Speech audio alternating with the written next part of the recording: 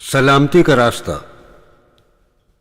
صاحبو، اگر کوئی شخص آپ سے کہے کہ بازار میں دکان ایسی ہے جس کا کوئی دکاندار نہیں ہے، نہ کوئی اس میں مال لانے والا ہے، نہ بیچنے والا، اور نہ کوئی اس کی رکھوالی کرتا ہے، دکان خود بخود چل رہی ہے، خود بخود اس میں مال آ جاتا ہے اور خود بخود خریداروں کے ہاتھوں فروخت ہو جاتا ہے، تو کیا آپ اس شخص کی بات مان لیں گے؟ کیا آپ تسلیم کر لیں گے کہ کسی دکان میں مال لانے والے کے بغیر خود بخود بھی مال آ سکتا ہے، مال بیچنے والے کے بغیر خود بخود فروخت بھی ہو سکتا ہے، حفاظت کرنے والے کے بغیر خود بخود چوری اور لوٹ سے محفوظ بھی رہ سکتا ہے؟ اپنے دل سے پوچھئے، ایسی بات آپ کبھی کیا مان سکتے ہیں؟ جس کے ہوش و حواس ٹھکانے ہوں، کیا اس کی عقل میں یہ بات آ سکتی ہے کہ کوئی دکان دنیا میں ایسی بھی ہوگی؟ فرض کیجئے ایک شخص آپ سے کہتا ہے کہ اس شہر میں ایک کارخانہ ہے جس کا نہ کوئی مالک ہے، نہ انجینئر، نہ مستری، سارا کارخانہ خود بخود قائم ہو گیا ہے، ساری مشینیں خود بخود بن گئی ہیں، خود ہی سارے پرزے اپنی اپنی جگہ لگ گئے ہیں، خود ہی سب مشینیں چل رہی ہیں، اور خود ہی ان میں سے عجیب عجیب چیزیں بن کر نکلتی رہتی ہیں۔ سچ بتائیے، جو شخص آپ سے یہ بات کہے گا، آپ حیرت سے اس کا منہ نہ تکنے لگیں گے؟ آپ کو یہ شبہ نہ ہوگا کہ اس کا دماغ کہیں خراب تو نہیں ہو گیا ہے؟ کیا ایک پاگل کے سوا ایسی بیہودہ بات کوئی کہہ سکتا ہے؟ دوستو، دور کی مثال کو چھوڑیے، یہ بجلی کا بلب جو آپ کے سامنے جل رہا ہے، کیا کسی کے کہنے سے آپ یہ مان سکتے ہیں کہ روشنی اس بلب میں آپ سے آپ پیدا ہو جاتی ہے؟ یہ کرسی جو آپ کے سامنے رکھی ہے، کیا کسی بڑے سے بڑے فاضل فلسفی کے کہنے سے بھی آپ یہ باور کر سکتے ہیں کہ یہ خود بخود بن گئی ہے؟ اور یہ کپڑے جو آپ پہنے ہوئے ہیں، کیا کسی علامہ کے کہنے سے بھی آپ یہ تسلیم کرنے کے لیے تیار ہو سکتے ہیں کہ ان کو کسی نے بنا ہی نہیں ہے، یہ خود بخود بن گئے ہیں؟ اور یہ گھر جو آپ کے سامنے کھڑے ہیں، اگر تمام دنیا کی یونیورسٹیوں کے پروفیسر مل کر بھی آپ کو یقین دلائیں کہ ان گھروں کو کسی نے نہیں بنایا بلکہ یہ خود بخود بن گئے ہیں، تو کیا ان کے یقین دلانے سے آپ کو ایسی لغو بات پر یقین آ جائے گا؟ یہ چند مثالیں آپ کے سامنے میں نے رکھی ہیں۔ رات دن جن چیزوں کو آپ دیکھتے ہیں، انہی میں سے چند ایک میں نے بیان کیے۔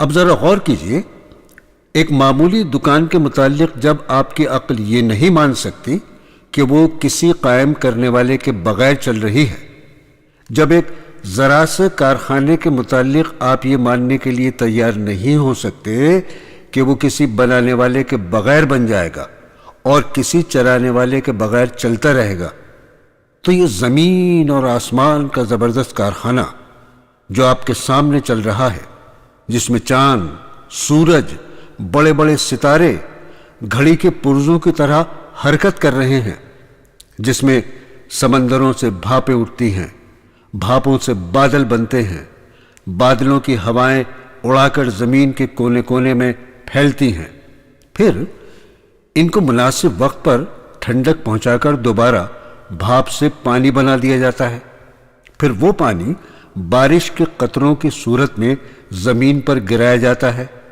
پھر اس بارش کی بدولت مردہ زمین کے پیٹ سے طرح طرح کے لہلہاتے ہوئے درخت نکالے جاتے ہیں، قسم قسم کے غلے، رنگ برنگ کے پھول اور وضع وضع کے پھول پیدا کیے جاتے ہیں۔ اس کارخانے کے متعلق آپ یہ کیسے مان سکتے ہیں کہ یہ سب کچھ کسی بنانے والے کے بغیر خود بن گیا اور کسی چلانے والے کے بغیر خود چل رہا ہے؟ ایک ذرا سی کرسی، ایک گز بھر کپڑے، ایک چھوٹی سی دیوار کے متعلق کوئی کہہ دے کہ یہ چیزیں خود بنی ہیں، تو آپ فوراً فیصلہ کر دیں گے، ارے اس کا تو دماغ چل گیا ہے۔ پھر بھلا اس شخص کے دماغ کی خرابی میں کیا شک ہو سکتا ہے جو یہ کہتا ہے کہ زمین خود بخود بن گئی، جانور خود بخود پیدا ہو گئے، انسان جیسی حیرت انگیز چیز آپ سے آپ بن کر کھڑی ہو گئی۔ اب آدمی کا جسم جن اجزاء سے مل کر بنا ہے، ان سب کو سائنسدانوں نے الگ الگ کر کے دیکھا تو معلوم ہوا کہ کچھ لوہا ہے، کچھ کوئلہ، کچھ گندھک، کچھ فاسفورس، کچھ کیلشیم، کچھ نمک، چند گیسیں اور بس ایسے ہی چند اور چیزیں جن کی مجموعی قیمت چند روپوں سے زیادہ نہیں ہے۔ یہ چیزیں جتنے جتنے وزن کے ساتھ آدمی کے جسم میں شامل ہیں اتنے ہی وزن کے ساتھ انہیں لے لیجئے اور جس طرح جی چاہے ملا کر دیکھ لیجئے، آدمی کسی ترکیب سے نہ بن سکے گا۔ پھر کس طرح آپ کی عقل یہ مان سکتی ہے کہ ان چند بے جان چیزوں سے دیکھنا، سننا، بولنا، چلنا پھرنا انسان جو ہوائی جہاز اور ریڈیو بناتا ہے کسی کاریگر کی حکمت کے بغیر خود بخود بن جاتا ہے؟ کبھی آپ نے غور کیا کہ ماں کے پیٹ کی چھوٹی سی فیکٹری میں کس طرح آدمی تیار ہوتا ہے؟ باپ کی کارستانی کا اس میں کوئی دخل نہیں، ماں کی حکمت کا اس میں کوئی کام نہیں۔ ایک ذرا سی تھیلی میں دو کیڑے جو خوردبین کے بغیر دیکھے نہیں جا سکتے نہ معلوم کب آپس میں مل جاتے ہیں۔ ماں کے خون ہی سے ان کو غذا پہنچتی ہے، وہیں سے لوہا، گندھک، فاسفورس، تمام چیزیں جن کا میں نے ابھی ذکر کیا ایک خاص وزن اور خاص نسبت کے ساتھ وہاں جمع ہو کر لوتھڑا بنتی ہیں۔ پھر اس لوتھڑے میں جہاں آنکھیں بننی چاہیے وہاں آنکھیں بنتی ہیں، جہاں کان بننے چاہیے وہاں کان بنتے ہیں، جہاں دماغ بننا چاہیے وہاں دماغ بنتا ہے، جہاں دل بننا چاہیے وہاں دل بنتا ہے۔ ہڈی اپنی جگہ پر، گوشت اپنی جگہ پر، غرض ایک ایک پرزہ اپنی اپنی جگہ پر ٹھیک بیٹھتا ہے۔ پھر اس میں جان پڑتی ہے، دیکھنے کی طاقت، سننے کی طاقت، چکھنے اور سونگھنے کی طاقت، بولنے کی طاقت، سوچنے اور سمجھنے کی طاقت اور نہ جانے کتنی بے حد اور بے حساب طاقتیں اس میں بھر جاتی ہیں۔ اس طرح جب انسان مکمل ہو جاتا ہے تو پیٹ کی وہی چھوٹی سی فیکٹری جہاں 9 مہینے تک وہ بن رہا تھا خود زور کر کے اسے باہر دھکیل دیتی ہے۔ اس فیکٹری سے ایک ہی طریقے پر لاکھوں انسان روز بروز بن کر نکل رہے ہیں، مگر ہر ایک کا نمونہ جدا ہے، شکل جدا ہے، رنگ مختلف ہے، آواز جدا ہے، قوتیں اور قابلیتیں سب جدا ہیں، طبیعتیں، خیالات جدا، اخلاق اور صفات جدا۔ ایک ہی ماں کے پیٹ سے نکلے ہوئے 2 سگے بھائی تک ایک دوسرے سے نہیں ملتے۔ یہ ایک ایسا کرشمہ ہے جسے دیکھ کر عقل دنگ رہ جاتی ہے۔ اس کرشمے کو دیکھ کر بھی جو شخص یہ کہتا ہے کہ یہ کام کسی زبردست حکمت والے، زبردست قدرت والے، زبردست علم اور بے نظیر کمالات والے خدا کے بغیر ہو رہا ہے یا ہو سکتا ہے، یقیناً اس کا دماغ درست نہیں ہے۔ اس کو عقل مند سمجھنا عقل کی توہین کرنا ہے۔ کم از کم میں تو ایسے شخص کو اس قابل نہیں سمجھتا کہ کسی معقول مسئلے پر اس سے گفتگو کروں۔ اچھا اب ذرا اور آگے چلیے۔ آپ میں سے ہر شخص کی عقل اس بات کی گواہی دے گی کہ دنیا میں کوئی کام بھی خواہ وہ چھوٹا ہو یا بڑا ہو کبھی باضابطگی اور باقاعدگی سے نہیں چل سکتا جب تک کہ کوئی ایک شخص اس کا ذمہ دار نہ ہو۔ ایک مدرسے کے 2 ہیڈ ماسٹر، ایک محکمے کے 2 ڈائریکٹر، ایک فوج کے 2 سپہ سالار، ایک سلطنت کے 2 رئیس یا بادشاہ کبھی آپ نے سنے ہیں؟ اور کہیں ایسا ہو تو کیا آپ سمجھتے ہیں کہ ایک دن کے لیے بھی انتظام ٹھیک ہو سکتا ہے؟ آپ اپنی زندگی کے چھوٹے چھوٹے معاملات میں اس کا تجربہ کرتے ہیں کہ جہاں کوئی کام ایک سے زیادہ آدمیوں کی ذمہ داری پر چھوڑا جاتا ہے وہاں سخت بد انتظامی ہوتی ہے، لڑائی جھگڑے ہوتے ہیں اور آخر ساجھی کی ہنڈیا چوراہے پر پھوٹ کر رہتی ہے۔ انتظام، باقاعدگی، ہمواری اور خوش اسلوبی دنیا میں جہاں کہیں بھی آپ دیکھتے ہیں وہاں لازمی طور پر کوئی ایک طاقت کار فرما ہوتی ہے، کوئی ایک ہی وجود با اختیار اور با اقتدار ہوتا ہے اور کسی ایک کے ہاتھ میں سررشتہ کار ہوتا ہے۔ اس کے بغیر انتظام کا آپ تصور نہیں کر سکتے۔ یہ ایسی سیدھی سی بات ہے کہ کوئی شخص جو تھوڑی سی عقل بھی رکھتا ہو اسے ماننے میں تأمل نہ کرے گا۔ اس بات کو ذہن میں رکھ کر ذرا اپنے گرد و پیش کی دنیا پر نظر ڈالیے۔ یہ زبردست کائنات جو آپ کے سامنے پھیلی ہوئی ہے، یہ کروڑوں سیارے جو آپ کو گردش کرتے ہوئے نظر آتے ہیں، یہ زمین جس پر ہم رہتے ہیں، یہ چاند جو راتوں کو نکلتا ہے، یہ سورج جو صبح کو طلوع ہوتا ہے، یہ زہرہ، یہ مریخ، یہ عطارد، یہ مشتری اور یہ دوسرے بے شمار تارے جو گیندوں کی طرح گھوم رہے ہیں۔ دیکھیے ان سب کے گھومنے میں کیسی سخت باقاعدگی ہے۔ کبھی رات اپنے وقت سے پہلے آتی ہوئی آپ نے دیکھی، کبھی دن وقت سے پہلے نکلتے ہوئے دیکھا ہے، کبھی چاند زمین سے ٹکرایا، کبھی سورج اپنا راستہ چھوڑ کر ہٹا، کبھی کسی اور ستارے کو آپ نے ایک بال برابر بھی اپنی گردش کی راہ سے ہٹتے ہوئے دیکھا یا سنا؟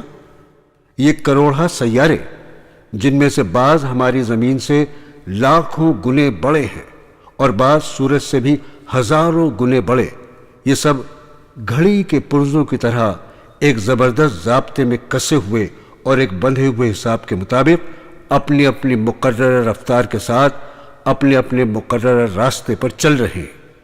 نہ کسی کی رفتار میں ذرہ برابر بھی فرق آتا ہے، نہ کوئی اپنے راستے سے بال برابر ٹل سکتا ہے۔ ان کے درمیان جو نسبتیں قائم کر دی گئی ہیں، اگر ان میں ایک پل کے لیے بھی ذرا سا فرق آ جائے تو سارا نظام عالم درہم برہم ہو جائے۔ جس طرح ریلیں ٹکراتی ہیں اسی طرح سیارے ایک دوسرے سے ٹکرا جائیں۔ یہ تو آسمان کی باتیں ہیں، ذرا اپنی زمین اور اپنی ذات پر نظر ڈالیے اور دیکھیے اس مٹی کی گیند پر یہ سارا زندگی کا کھیل جو آپ دیکھ رہے ہیں، یہ سب چند بندھے ہوئے ضابطوں کی بدولت قائم ہے۔ زمین کی کشش نے ساری چیزوں کو اپنے حلقے میں باندھ رکھا ہے۔ ایک سیکنڈ کے لیے بھی اگر وہ اپنی گرفت چھوڑ دے تو سارا کارخانہ بکھر جائے۔ اس کارخانے میں جتنے کل پرزے کام کر رہے ہیں سب کے سب ایک قاعدے کے پابند ہیں اور اس قاعدے میں کبھی فرق نہیں آتا۔ ہوا اپنے قاعدے کی پابندی کر رہی ہے، پانی اپنے قاعدے میں بندھا ہوا ہے، روشنی کے لیے جو قاعدہ ہے اس کی وہ متی ہے، گرمی اور سردی کے لیے جو ضابطے ہیں اس کے وہ غلام ہیں۔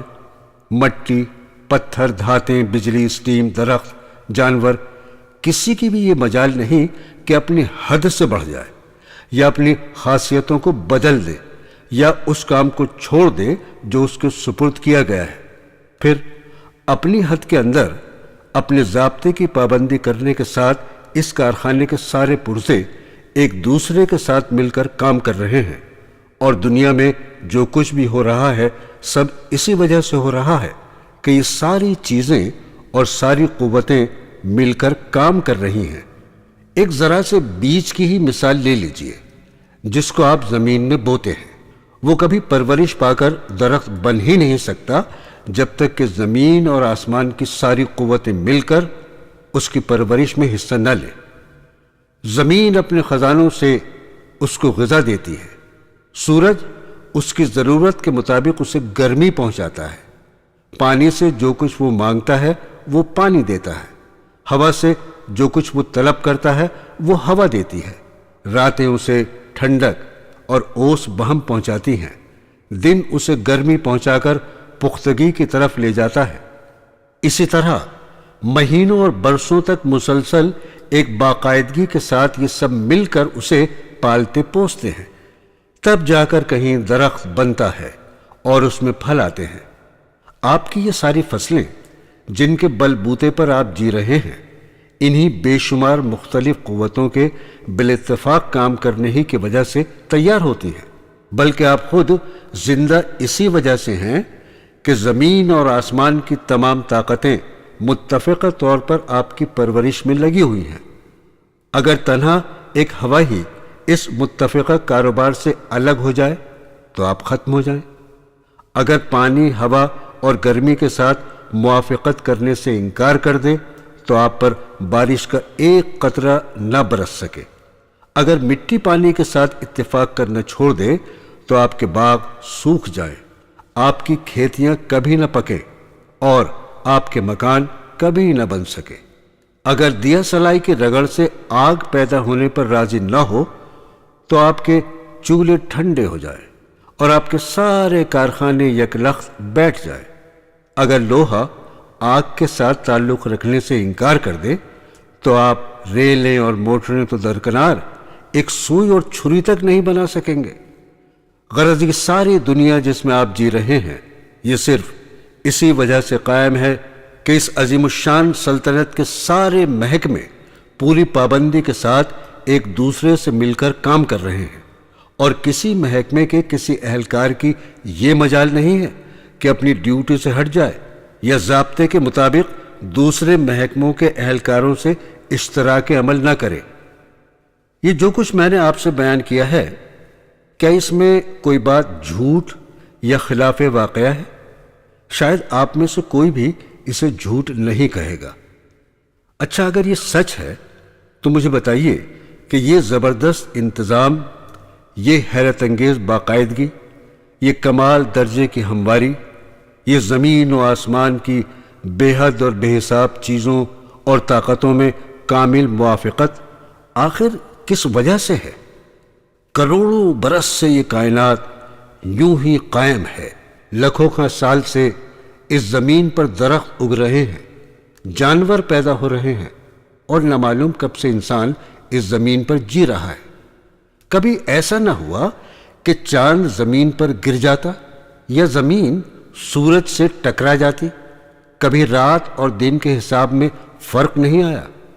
کبھی ہوا کے محکمے کی پانی کے محکمے سے لڑائی نہیں ہوئی۔ کبھی پانی مٹی سے نہ روٹھا۔ کبھی گرمی نے آگ سے رشتہ نہیں توڑا۔ آخر اس سلطنت کے تمام صوبے، تمام محکمے، تمام ہرکارے اور کارندے کیوں اس طرح قانون اور ضابطے کی پابندی کیے چلے جا رہے ہیں؟ کیوں ان میں لڑائی نہیں ہوتی؟ کیوں فساد برپا نہیں ہوتا؟ کس چیز کی وجہ سے یہ سب ایک انتظام میں بندھے ہوئے ہیں؟ اس کا جواب اپنے دل سے پوچھیے۔ کیا وہ گواہی نہیں دیتا کہ ایک ہی خدا اس ساری کائنات کا بادشاہ ہے؟ ایک ہی ہے جس کی زبردست طاقت نے سب کو اپنے ضابطے میں باندھ رکھا ہے۔ اگر 10-20 نہیں 2 خدا بھی اس کائنات کے مالک ہوتے تو یہ انتظام اس باقاعدگی کے ساتھ کبھی نہ چل سکتا۔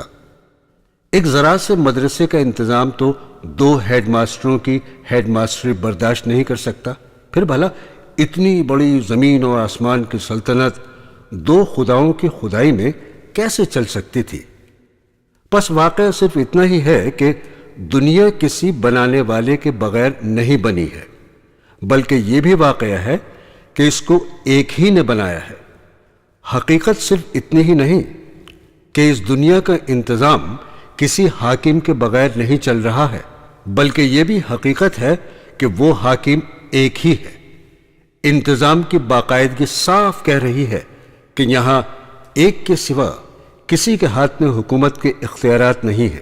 ضابطے کی پابندی منہ سے بول رہی ہے کہ اس سلطنت میں ایک حاکم کے سوا کسی کا حکم نہیں چلتا۔ قانون کی سخت گیری شہادت دے رہی ہے کہ ایک ہی بادشاہ کی حکومت زمین سے آسمان تک قائم ہے۔ چاند، سورج اور سیارے اسی کے قبضہ قدرت میں ہیں۔ زمین اپنی تمام چیزوں کے ساتھ اسی کے تابع فرمان ہے۔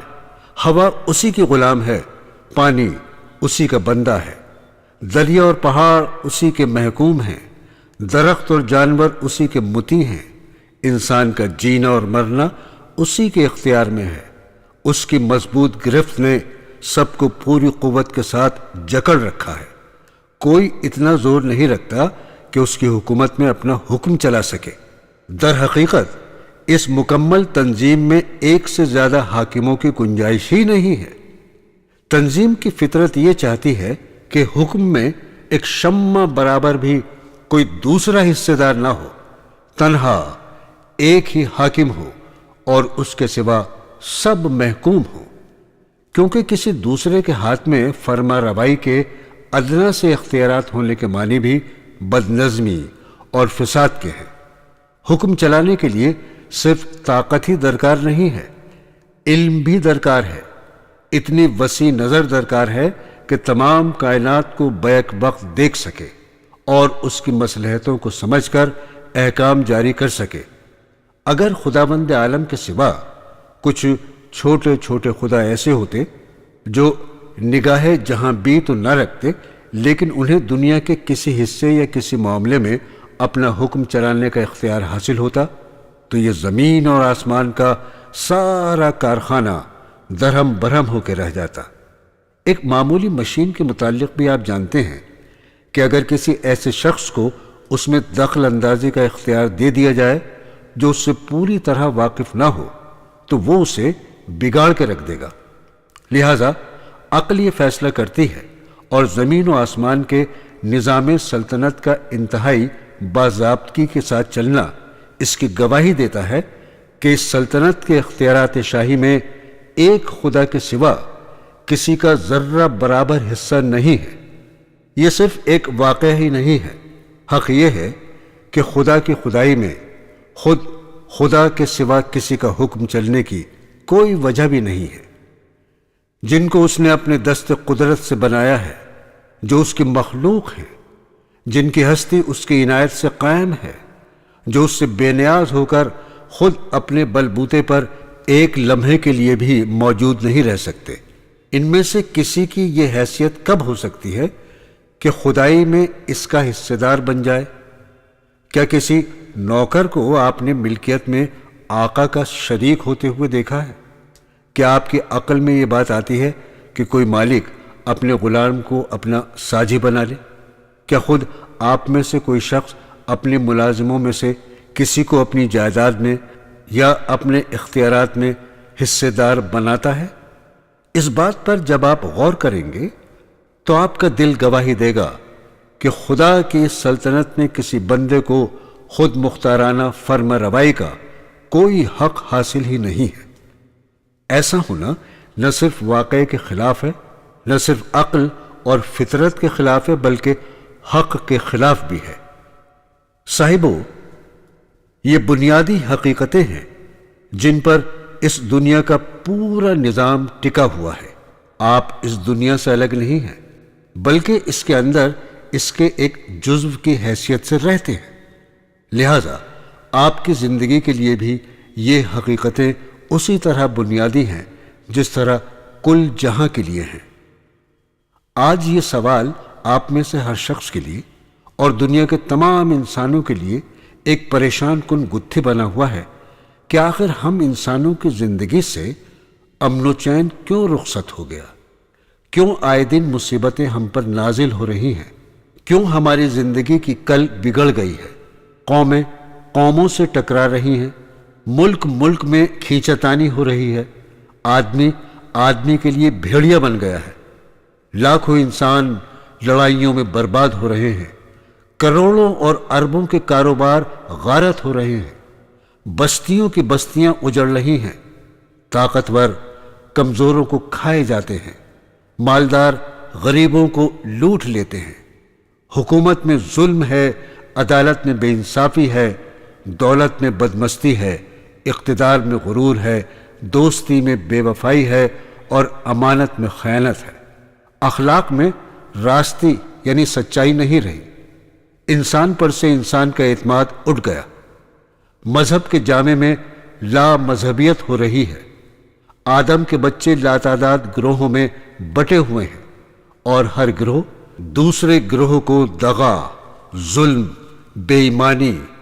اور نہ جانے کیا کیا نقصان پہنچا رہا ہے اور اسے سمجھ رہا ہے کہ یہ کار ثواب ہے۔ یہ ساری خرابیاں کس وجہ سے ہیں؟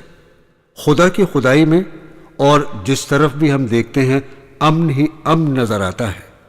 ستاروں میں امن ہے، ہوا میں امن ہے، پانی میں امن ہے، درختوں اور جانوروں میں امن ہے، تمام مخلوقات کا انتظام پورے امن کے ساتھ چل رہا ہے، کہیں فساد یا بدنظمی کا نشان نہیں پایا جاتا، مگر ایک انسان کی زندگی کیوں اس نعمت سے محروم ہو گئی؟ یہ ایک بڑا سوال ہے جسے حل کرنے میں لوگوں کو سخت پریشانی پیش آ رہی ہے، مگر میں پورے اطمینان کے ساتھ اس کا جواب دینا چاہتا ہوں۔ میرے پاس اس کا مختصر جواب یہ ہے کہ آدمی نے اپنی زندگی کو حقیقت اور واقعے کے خلاف بنا رکھا ہے، اس لیے وہ تکلیف اٹھا رہا ہے، اور جب تک وہ پھر اسے حقیقت کے مطابق نہ بنائے گا کبھی چین نہیں پا سکے گا۔ آپ چلتی ہوئی ریل کے دروازے کو اپنے گھر کا دروازہ سمجھ بیٹھے اور اسے کھول کر بے تکلف اس طرح باہر نکل آئیں جیسے اپنے مکان کے صحن میں قدم رکھ رہے ہیں، تو آپ کی اس غلطی سے نہ ریل کا دروازہ گھر کا دروازہ بن جائے گا اور نہ وہ میدان جہاں آپ گریں گے گھر کا صحن ثابت ہوگا۔ آپ کے اپنی جگہ کچھ سمجھ بیٹھنے سے حقیقت ذرا بھی نہیں بدلے گی۔ تیز دوڑتی ہوئی ریل کے دروازے سے جب آپ باہر تشریف لائیں گے تو اس کا جو نتیجہ ظاہر ہونا ہے وہ ظاہر ہو کر ہی رہے گا، خواہ ٹانگ اور سر پھٹنے کے بعد بھی آپ یہ تسلیم نہ کریں کہ آپ نے جو کچھ سمجھا تھا غلط سمجھا تھا۔ بالکل اسی طرح اگر آپ یہ سمجھ بیٹھیں کہ اس دنیا کا کوئی خدا نہیں ہے، یا آپ خود اپنے خدا بن بیٹھیں، یا خدا کے سوا کسی اور کی خدائی مان لیں، تو آپ کے ایسا سمجھنے یا مان لینے سے حقیقت ہرگز نہیں بدلے گی۔ خدا خدا ہی رہے گا۔ اس کی زبردست سلطنت جس میں آپ محض رعیت کی حیثیت سے رہتے ہیں پورے اختیارات کے ساتھ اسی کے قبضے میں رہے گی۔ البتہ آپ اپنی غلط فہمی کی وجہ سے جو طرز زندگی اختیار کریں گے اس کا نہایت برا خمیازہ آپ کو بھگتنا پڑے گا، خواہ آپ تکلیفیں اٹھانے کے بعد بھی اپنی اس غلط زندگی کو بجائے خود صحیح ہی سمجھتے ہیں۔ پہلے میں عرض کر چکا ہوں، اسے ذرا اپنی یاد میں پھر تازہ کر لیجئے۔ خداوند عالم کسی کے بنانے سے خدائے عالم نہیں بنا ہے، وہ اس کا محتاج نہیں ہے کہ آپ اس کی خدائی مانیں تو وہ خدا ہے۔ آپ خواہ مانیں یا نہ مانیں وہ تو خود خدا ہے، اس کی خدائی خود اپنے زور پر قائم ہے۔ اس نے آپ کو اور اس دنیا کو خود بنایا ہے۔ یہ زمین، یہ چاند اور سورج اور یہ ساری کائنات اسی کے حکم کے تابع ہے۔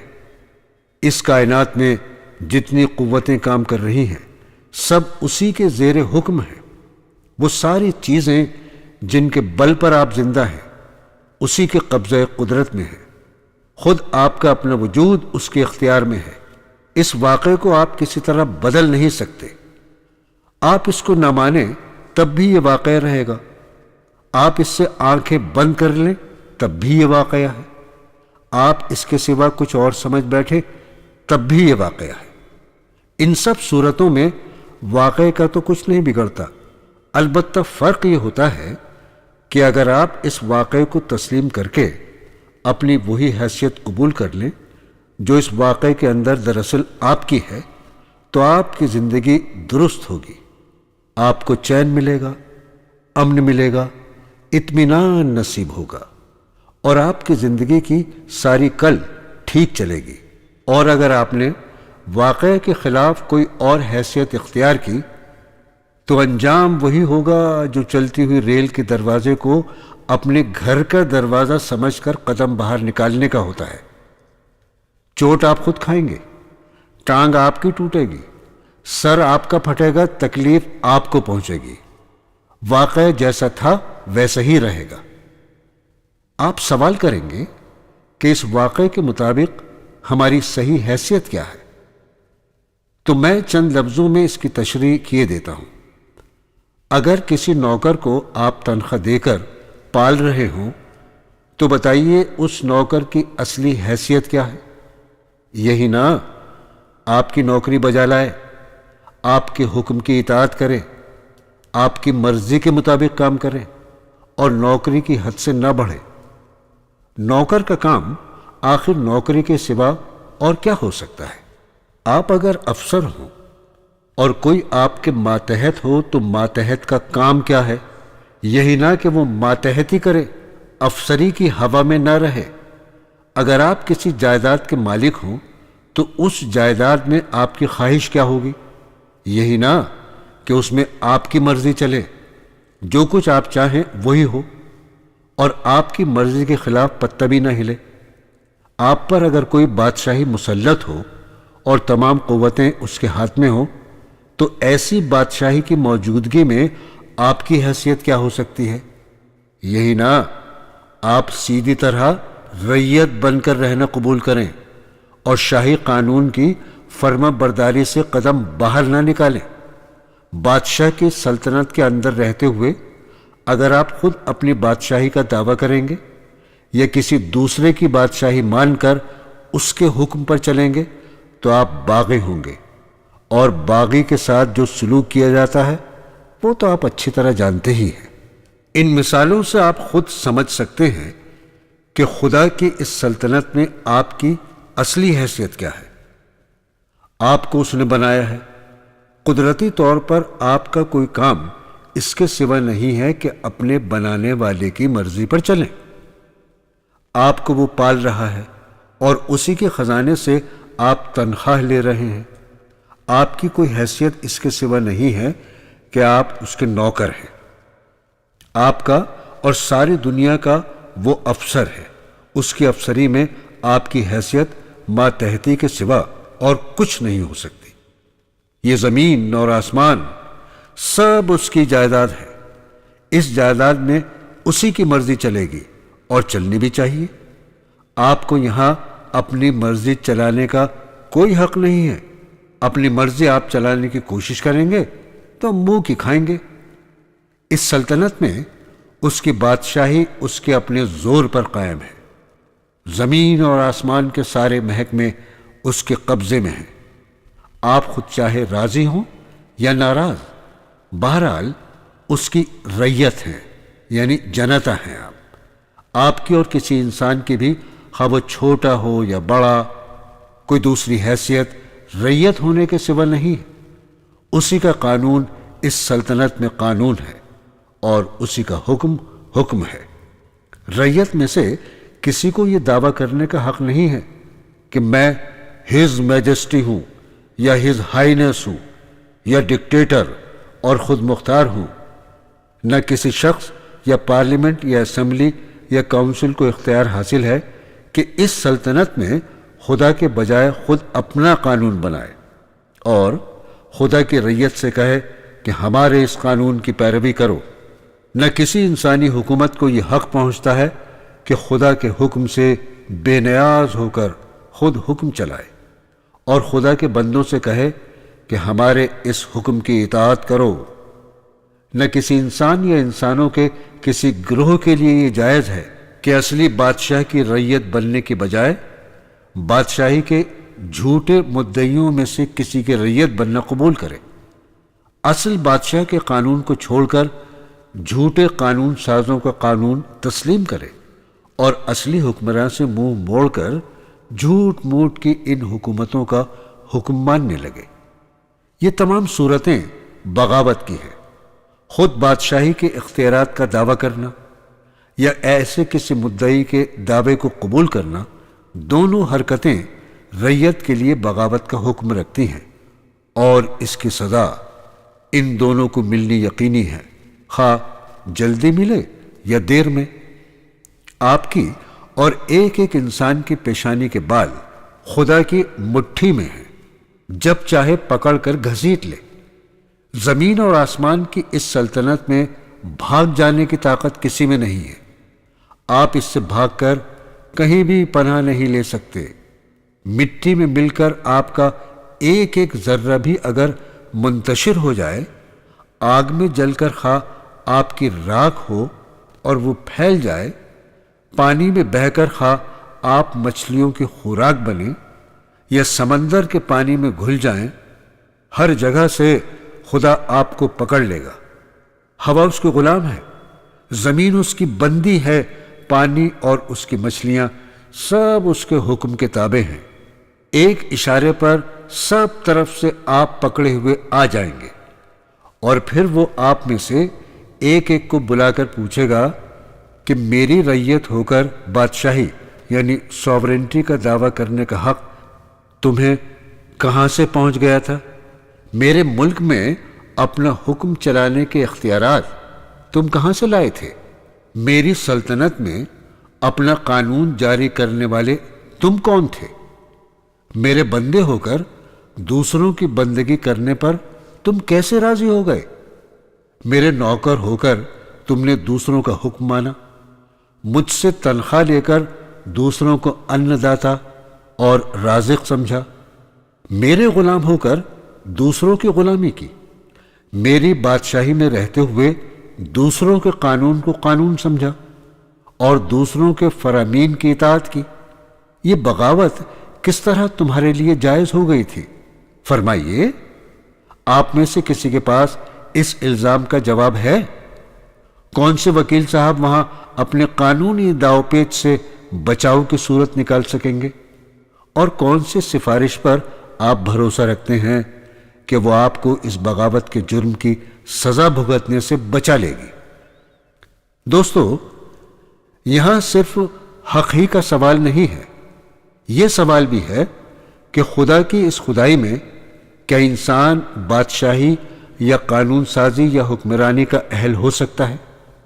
جیسا کہ ابھی عرض کر چکا ہوں، ایک معمولی سی مشین کے متعلق بھی آپ یہ جانتے ہیں کہ اگر کوئی اناڑی شخص جو اس مشینری سے واقف نہ ہو اسے چلائے گا تو بگاڑ دے گا۔ ذرا کسی ناواقف آدمی سے ایک موٹر ہی چلوا کر دیکھ لیجئے، ابھی آپ کو معلوم ہو جائے گا کہ اس حماقت کا کیا انجام ہوتا ہے۔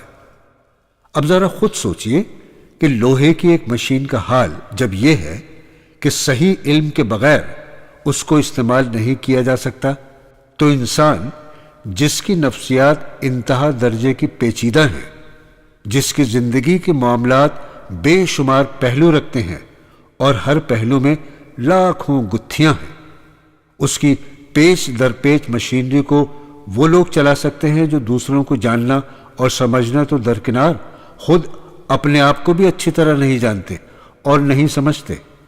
ایسے اناڑی جب قانون ساز بن بیٹھیں گے اور ایسے نادان جب انسانی زندگی کی ڈرائیوری پر آمادہ ہوں گے، تو کیا اس کا انجام کسی اناڑی شخص کے موٹر چلانے کے انجام سے کچھ بھی مختلف ہو سکتا ہے؟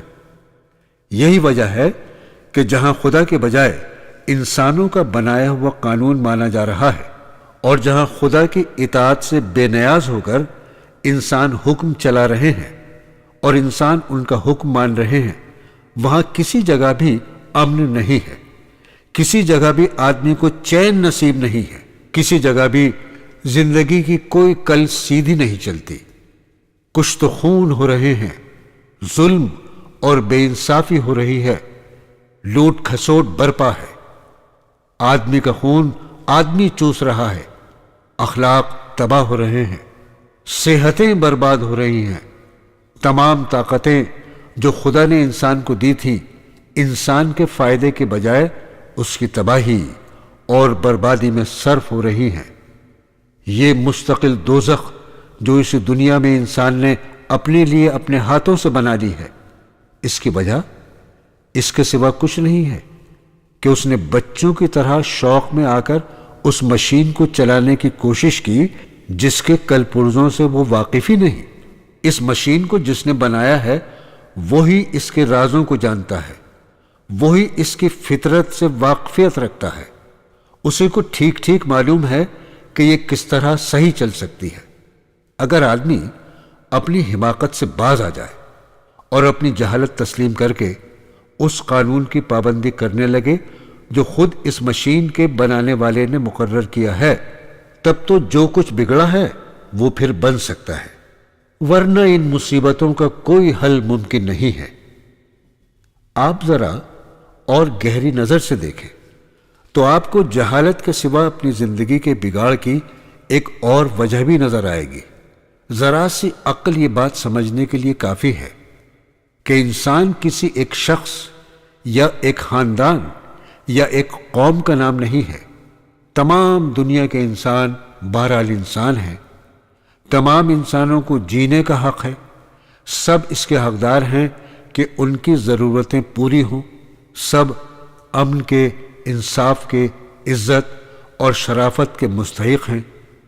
انسانی خوشحالی اگر کسی چیز کا نام ہے تو وہ کسی ایک شخص یا خاندان یا قوم کی خوشحالی نہیں، بلکہ تمام انسانوں کی خوشحالی ہے۔ ورنہ ایک خوشحال ہو اور 10 بدحال ہوں تو آپ یہ نہیں کہہ سکتے کہ انسان خوشحال ہے۔ فلاح اگر کسی چیز کو کہتے ہیں تو وہ تمام انسانوں کی فلاح ہے، نہ کہ کسی ایک طبقے کی یا ایک قوم کی۔ ایک کی فلاح اور 10 کی بربادی کو آپ انسانی فلاح نہیں کہہ سکتے۔ اس بات کو اگر آپ صحیح سمجھتے ہیں تو غور کیجئے کہ انسانی فلاح اور خوشحالی کس طرح حاصل ہو سکتی ہے۔ میرے نزدیک اس کی کوئی صورت اس کے سوا نہیں ہے کہ انسانی زندگی کے لیے قانون وہ بنائے جس کی نظر میں تمام انسان یکساں یعنی برابر ہوں، سب کے حقوق انصاف کے ساتھ وہ مقرر کرے جو نہ تو خود اپنی کوئی ذاتی غرض رکھتا ہو، نہ کسی خاندان یا طبقے کی یا کسی ملک یا قوم کی اغراض سے اس کو خاص دلچسپی ہو، سب کے سب اس کا حکم مانے، جو حکم دینے میں نہ اپنی جہالت کی وجہ سے غلطی کرے، نہ اپنی خواہش کی بنا پر حکمرانی کے اختیارات سے ناجائز فائدہ اٹھائے، اور نہ ایک کا دشمن اور دوسرے کا دوست، ایک کا طرفدار اور دوسرے کا مخالف، ایک کی طرف مائل اور دوسرے سے منحرف ہو۔ صرف اسی صورت میں عدل یعنی انصاف قائم ہو سکتا ہے۔ اسی طرح تمام انسانوں، تمام قوموں، تمام طبقوں اور تمام گروہوں کو ان کے جائز حقوق پہنچ سکتے ہیں۔ یہی ایک صورت ہے جس سے ظلم مٹ سکتا ہے۔ اگر یہ بات بھی درست ہے تو پھر میں آپ سے پوچھتا ہوں کہ کیا دنیا میں کوئی انسان بھی ایسا بے لاگ، ایسا غیر جانبدار، ایسا بے غرض اور اس قدر انسانی کمزوریوں سے بالاتر ہو سکتا ہے؟ شاید آپ میں سے کوئی شخص میرے اس سوال کا جواب اثبات میں دینے کی جرات نہیں کرے گا۔ یہ شان صرف خدا ہی کی ہے، کوئی دوسرا اس شان کا نہیں ہے۔ انسان خواہ کتنے ہی بڑے دل گردے کا ہو، بہرحال وہ اپنے کچھ ذاتی اغراض و مقاصد رکھتا ہے، کچھ دلچسپیاں رکھتا ہے۔ کسی سے اس کا تعلق زیادہ ہے اور کسی سے کم، کسی سے اس کو محبت ہے اور کسی سے نہیں ہے۔ ان کمزوریوں سے کوئی انسان پاک نہیں ہو سکتا۔ یہی وجہ ہے کہ جہاں خدا کے بجائے انسانوں کا قانون مانا جاتا ہے اور خدا کے بجائے انسانوں کے حکم کی اطاعت کی جاتی ہے، وہاں کسی نہ کسی صورت میں ظلم اور بے انصافی ضرور موجود ہے۔ کچھ شاہی خاندانوں کو دیکھیے جو زبردستی اپنی طاقت کے بل بوتے پر امتیازی حیثیت حاصل کیے ہوئے ہیں۔ انہوں نے اپنے لیے وہ عزت، وہ ٹھاٹ باٹ، وہ آمدنی، وہ حقوق اور وہ اختیارات مخصوص کر رکھے ہیں جو دوسروں کے لیے نہیں ہیں۔ یہ قانون سے بالاتر ہیں، ان کے خلاف کوئی دعویٰ نہیں کر سکتا، چاہے کچھ کریں۔ ان کے مقابلے میں کوئی چارہ جوئی نہیں کی جا سکتی، کوئی عدالت نہیں، ان کے نام سمن نہیں بھیج سکتی۔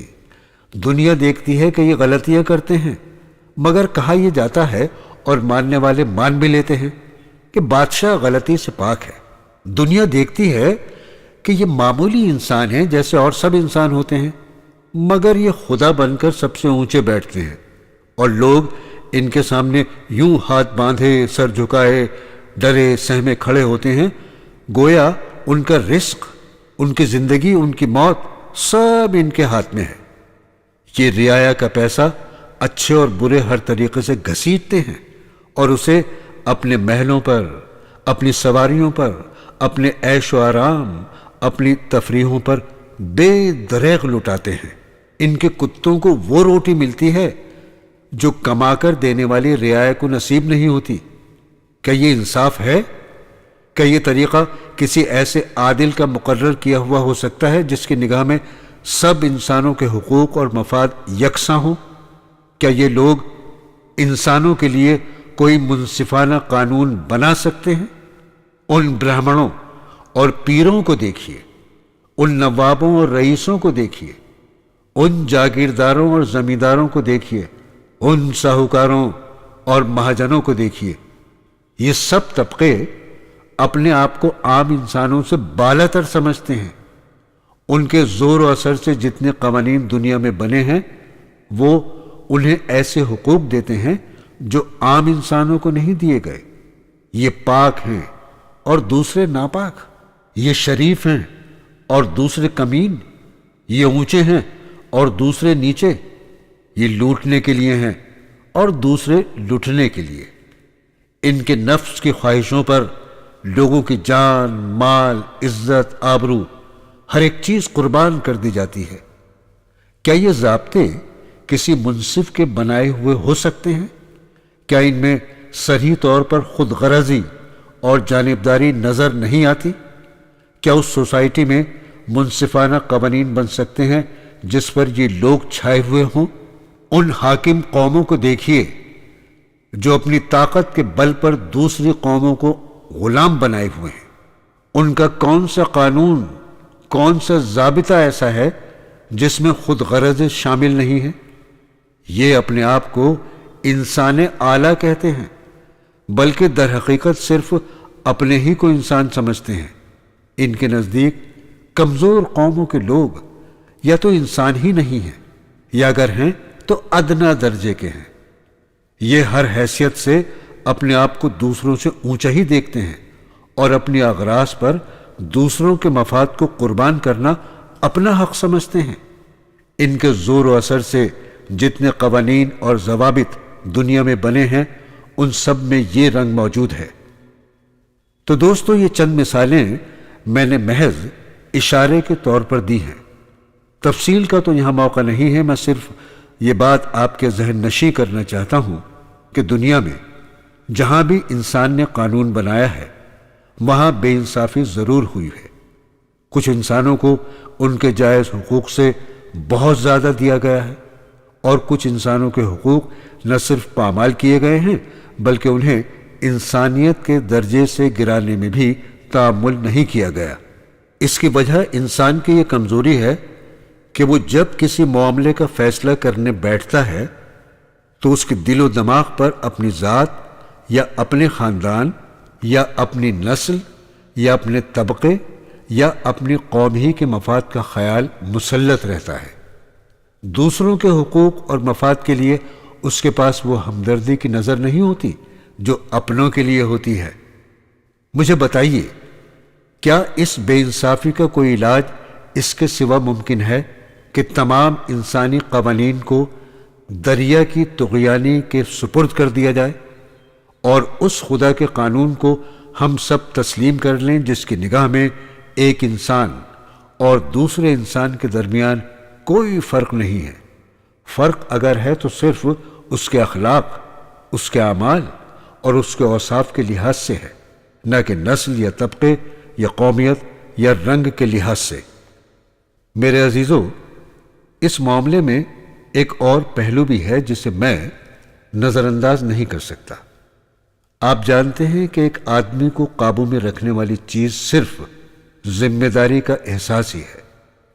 اگر کسی شخص کو یقین ہو جائے کہ وہ جو چاہے کرے، کوئی اس سے جواب طلب کرنے والا نہیں ہے اور نہ اس کے اوپر ایسی کوئی طاقت ہے جو اسے سزا دے سکے، تو آپ سمجھ سکتے ہیں کہ وہ شترے بے مہار بن جائے گا۔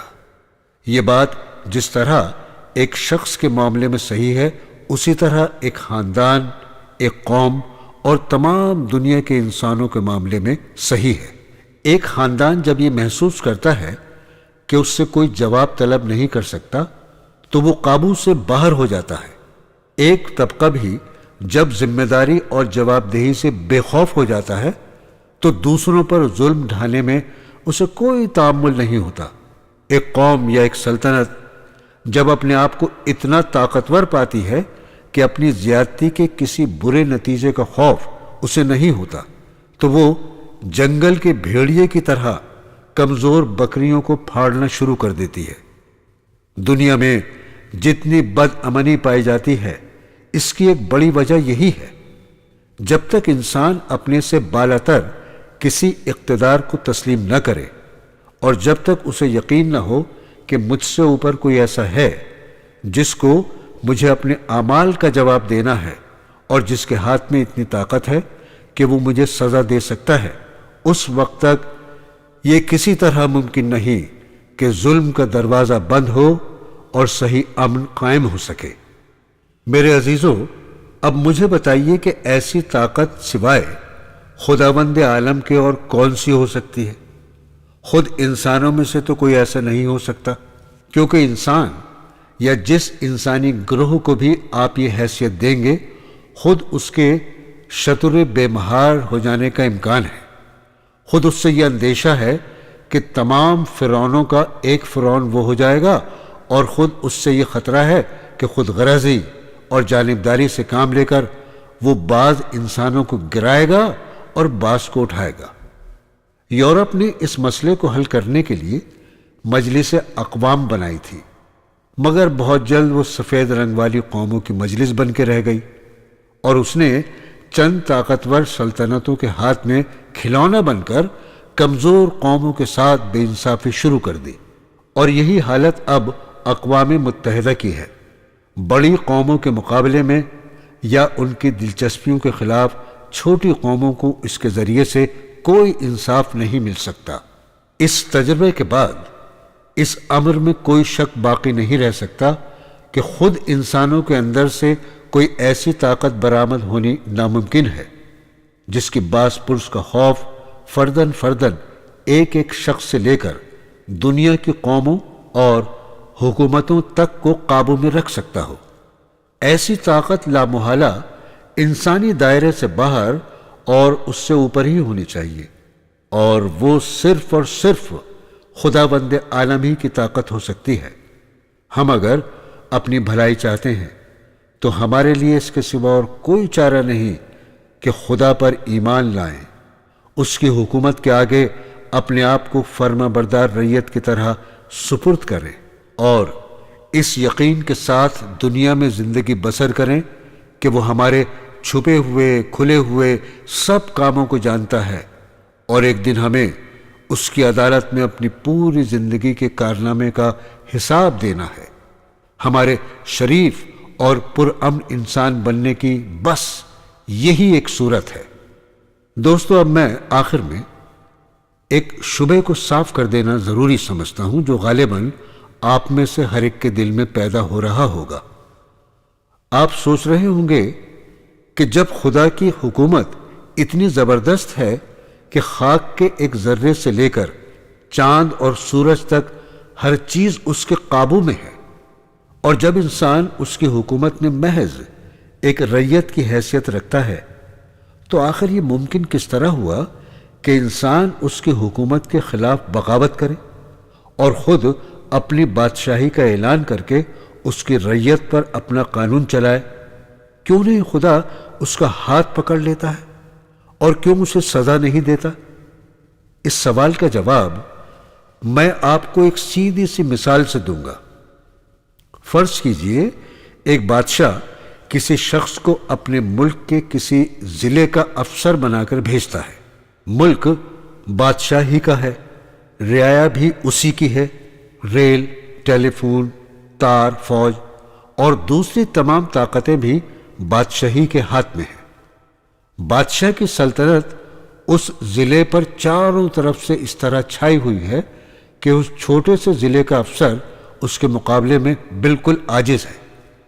اگر بادشاہ چاہے تو اس کو پوری طرح مجبور کر سکتا ہے کہ اس کے حکم سے بال برابر منہ نہ موڑ سکے، لیکن بادشاہ اس افسر کی عقل کا، اس کے ظرف کا اور اس کی لیاقت کا امتحان لینا چاہتا ہے، اس لیے وہ اس پر سے اپنی گرفت اتنی ڈھیلی کر دیتا ہے کہ اسے اپنے اوپر کوئی بالاتر اقتدار محسوس نہیں ہوتا۔ اب اگر وہ افسر عقل مند، نمک حلال، فرض شناس اور وفادار ہے تو اس ڈھیلی گرفت کے باوجود اپنے آپ کو رعایا اور ملازمی سمجھتا رہے گا، بادشاہ کے ملک میں اسی کے قانون کے مطابق حکومت کرے گا، اور جو اختیارات بادشاہ نے اسے دیے ہیں اسے خود بادشاہ کی مرضی کے مطابق استعمال کرتا رہے گا۔ اس وفادارانہ طرز عمل سے اس کی اہلیت ثابت ہوگی اور بادشاہ اسے زیادہ بلند مرتبوں کے قابل پا کر ترقیوں پر ترقیاں دیتا چلا جائے گا۔ لیکن فرض کیجئے کہ ایک افسر بے وقوف، نمک حرام، کم ظرف اور شریر ہے، اور رعایا کے وہ لوگ جو اس ضلع میں رہتے ہیں جاہل، بزدل، نادان ہیں۔ اپنے اوپر سلطنت کی گرفت ڈھیلی پا کر وہ بغاوت پر آمادہ ہو جاتا ہے، یعنی وہ افسر۔ اس کے دماغ میں خود مختاری کی ہوا بھر جاتی ہے۔ وہ خود اپنے آپ کو ضلع کا مالک سمجھ کر خود سرانہ حکومت کرنے لگتا ہے، اور جاہل رعایا کے لوگ محض یہ دیکھ کر اس کے خود مختارانہ حکومت تسلیم کر لیتے ہیں کہ تنخواہ یہ دیتا ہے، پولیس اس کے پاس ہے، عدالتیں اس کے ہاتھ میں ہیں، جیل کی ہتھکڑیاں اور پھانسی کے تختے اس کے قبضے میں ہیں، اور ہماری قسمت کو بنانے یا بگاڑنے کے اختیارات یہ رکھتا ہے۔ بادشاہ اس اندھی رعایا اور اس باغی افسر دونوں کے طرز عمل کو دیکھتا ہے، چاہے تو فوراً پکڑ لے اور ایسی سزا دے کہ ہوش ٹھکانے آ جائیں، مگر وہ اس حاکم ضلع اور اس رعایت دونوں کی پوری آزمائش کرنا چاہتا ہے۔ اس لیے وہ نہایت تحمل اور بردباری کے ساتھ انہیں ڈھیل دیتا چلا جاتا ہے، تاکہ جتنی نالائقیاں ان کے اندر بھری ہوئی ہیں پوری طرح ظاہر ہو جائیں۔ اس کی طاقت اتنی زبردست ہے کہ اسے اس بات کا خوف ہی نہیں ہے کہ یہ افسر کبھی زور پکڑ کر اس کا تخت چھین لے گا۔ اسے اس بات کا بھی کوئی اندیشہ نہیں ہے کہ یہ باغی اور نمک حرام لوگ اس کی گرفت سے نکل کر کہیں بھاگ جائیں گے۔ اس لیے اسے جلد بازی کے ساتھ فیصلہ کر دینے کی کوئی ضرورت نہیں۔ وہ سال ہر سال ڈھیل دیتا رہتا ہے، یہاں تک کہ جب یہ لوگ اپنی پوری خباثت کا اظہار کر چکے ہوتے ہیں اور کوئی کسر اس کے اظہار میں باقی نہیں رہتی، تب وہ ایک روز اپنا عذاب ان پر بھیجتا ہے، اور وہ ایسا وقت ہوتا ہے کہ کوئی تدبیر اس وقت انہیں اس کے عذاب سے نہیں بچا سکتی۔ دوستو، میں اور آپ اور خدا کے بنائے ہوئے یہ افسر سب کے سب اسی آزمائش میں مبتلا ہیں۔ ہماری عقل کا، ہمارے ظرف کا، ہماری فرض شناسی کا، ہماری وفاداری کا سخت امتحان ہو رہا ہے۔ اب ہم میں سے ہر شخص کو خود فیصلہ کرنا چاہیے کہ وہ اپنے اصلی بادشاہ کا نمک حلال افسر یا رعیت بننا پسند کرتا ہے یا نمک حرام۔ میں نے اپنی جگہ نمک حلالی کا فیصلہ کیا ہے، اور میں ہر اس شخص سے باغی ہوں جو خدا سے باغی ہے۔ آپ اپنے فیصلے میں مختار ہیں، چاہے تو یہ راستہ اختیار کریں یا وہ۔ ایک طرف وہ نقصانات اور وہ فائدے ہیں جو خدا کے یہ باغی ملازم پہنچا سکتے ہیں، اور دوسری طرف وہ نقصانات اور وہ فائدے ہیں جو خود خدا پہنچا سکتا ہے۔ دونوں میں سے آپ جس کو انتخاب کرنا چاہیں کر سکتے ہیں۔ وآخر الدعوانا ان الحمد للہ رب العالمین۔